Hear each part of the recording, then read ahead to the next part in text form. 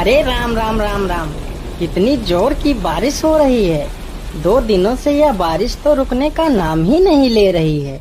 मुझे लगता है अब जल्दी ही मेरी छत से पानी टपकने लगेगा।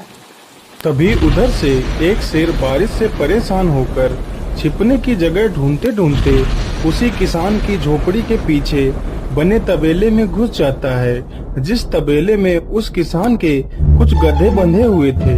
अंधेरा ज्यादा होने के कारण शेर गधों को देख नहीं पाता है और उन्हीं के बीच जाकर खड़ा हो जाता है।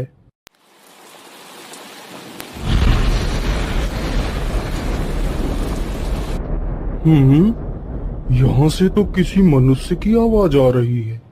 चलो चुपचाप बैठा रहता हूँ, जैसे ही यह आदमी मेरे करीब आएगा मैं इसे खा लूंगा। हाय हाय हाय, यह बारिश कब रुकेगी? ऊपर से यह टपका भी आ गया। अब मैं क्या करूं? इस टपके से कैसे बचूं? इतना तो डर मुझे शेर और बाघ से भी नहीं लगता है, जितना डर मुझे इस टपके से लगता है। अरे यह टपका कौन है? मुझे लगता है यह टपका तो मुझसे भी ज्यादा खतरनाक है। तभी तो यह आदमी शेर और बाघ से ज्यादा इस टपके से डर रहा है। चलो जल्दी से मैं यहाँ से निकल लेता हूँ, नहीं तो कहीं टपका ने मुझे देख लिया तो मेरी खैर नहीं। ओहो, अब मैं इस टपका से कैसे बचूं? चलो जल्दी से मैं अपनी मौसी के घर चला जाता हूँ।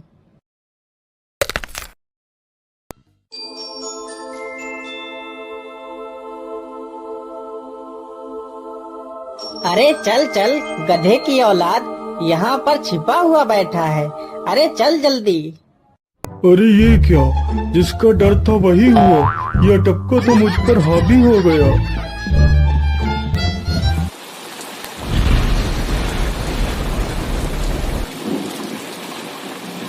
कैसे बचूं? कैसे बचूं? इस टपका से मैं कैसे बचूं? हे भगवान, मेरी सहायता करो, मुझे इस टपका से बचाओ। मैं आज के बाद किसी प्राणी को नहीं मारूंगा। मैं मांसाहार छोड़ के शाकाहारी बन जाऊंगा। भगवान मेरी रक्षा करो। शेर को दौड़ते दौड़ते रात से सुबह हो जाती है।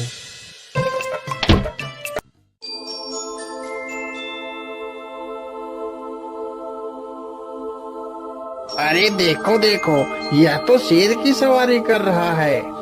अरे हाँ, सच में ये तो शेर की सवारी कर रहा है। इसे तो डर भी नहीं लगता है। अरे उधर तो देखो जरा, यह आदमी कितना बहादुर है। यह आदमी शेर की सवारी कर रहा है, जिस शेर को देखकर हमारी धोती आगे से गीली और पीछे से पीली हो जाती है।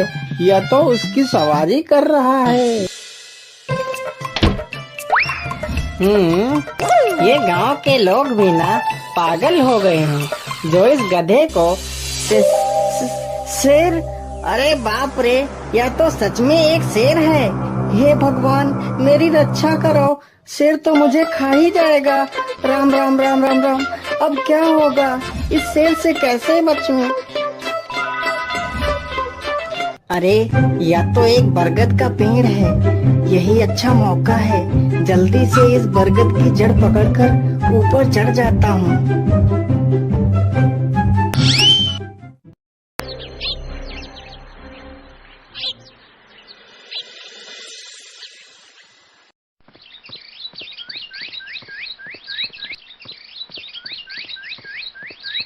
अरे शेर भैया, तुम इतनी जोर जोर से भागते हुए कहाँ जा रहे हो? आप तो बहुत डरे हुए लग रहे हो। आप तो जंगल के राजा हो, आपको किसका भय है? टपका, वो टपका मेरी जान के पीछे पड़ा है। अरे शेर भैया, जरा मुझे बताओ वो टपका है कहाँ? अरे भालू भैया, वो टपका मेरी पीठ से उतरकर उस बरगद के पेड़ पर चढ़ गया है। उसने मुझे रात भर खूब दौड़ाया है। वो तो भगवान का शुक्र है कि मैं जिंदा बच गया। चलो शेर भैया, मुझे उस टपके के पास ले चलो, जरा मैं भी तो देखूं आखिर ये टपका है कौन। अरे नहीं भालू भाई, बड़ी मुश्किल से तो मेरी जान बची है। मैं अपनी जान फिर जोखिम में नहीं डालूंगा। तुम्हें जाना है तो जाओ। अच्छा अच्छा, ठीक है शेर भाई, तुम यहीं रुको। मैं अभी बरगद के पेड़ पर देखकर आता हूँ। आखिर ये टपका है कौन? जाओ जाओ बच्चों, जब वो टपका तुम्हारे ऊपर हावी होगा तो पता चलेगा। अरे कहाँ है यह टपका जिसने राजा जी की हवा टाइट कर दी? चलो इस पेड़ पर चढ़कर देखता हूँ। अरे बाप रे बाप, शेर क्या अकेला कम था, जो ये भालू भी आ गया। मुझे लगता है कि आज मेरी मौत निश्चित है। भालू पेड़ पर उल्टा होकर चढ़ने लगता है। तभी किसान और तेज से कांपने लगता है। कांपने की वजह से किसान के हाथ से छड़ी छूट जाती है और उल्टा होकर चढ़ रहे भालू के पिछवाड़े पर जा लगती है। भालू धड़ाम से जमीन पर गिरता है।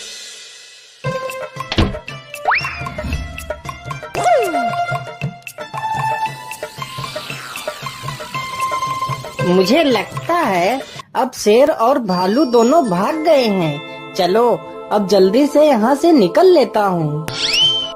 सारे राज्य में यह बात फैल गई कि हरिया किसान बहुत ही बहादुर है और वह शेर की सवारी कर लेता है। धीरे धीरे यह बात राजा तक पहुँच गई।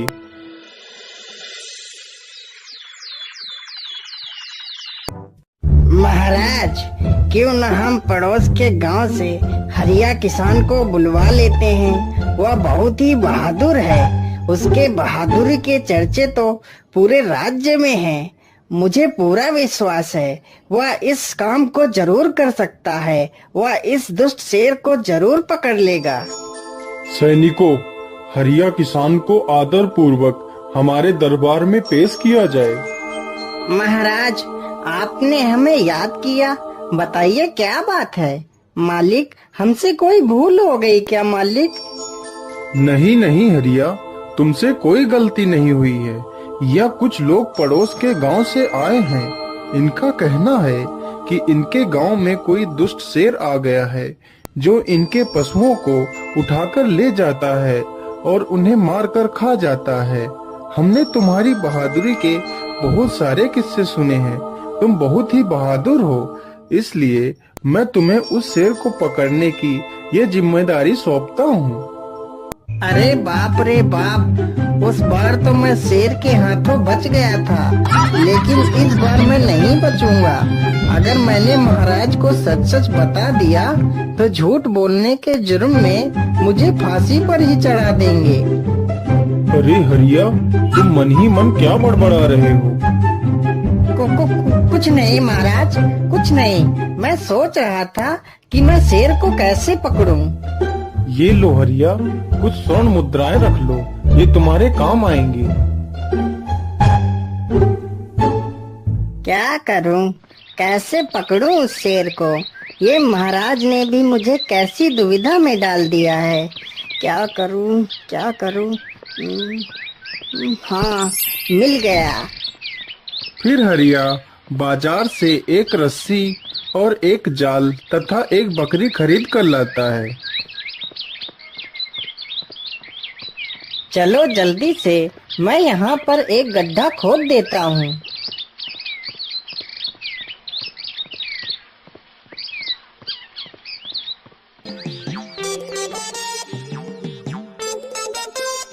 गड्ढा तो खोद दिया। चलो अब जल्दी से इस बकरी को रस्सी से बांध देता हूँ। हरिया ने बकरी को रस्सी से बांधकर गड्ढे में खड़ा कर दिया और जाल को लेकर पेड़ की डाल पर बैठ जाता है। थोड़ी ही देर बाद जब बकरी को भूख लगती है तो वह चिल्लाने लगती है। अरे, यह तो बकरी के चिल्लाने की आवाज है, लेकिन यह आवाज आ कहां से रही है? आसपास तो कोई नहीं दिख रहा है। मुझे लगता है यह आवाज उस पेड़ के पास से आ रही है। चलो चलकर देखता हूँ।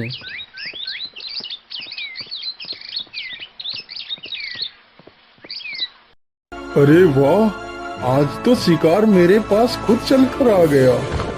शेर तुरंत ही बिना देर किए हुए गड्ढे में छलांग लगा देता है। तभी किसान तुरंत ही बकरी को ऊपर खींच लेता है और जाल को गड्ढे के ऊपर गिरा देता है। शेर गड्ढे में ही फंस जाता है। यह देखकर गांव के सभी लोग बहुत ही खुश हो जाते हैं।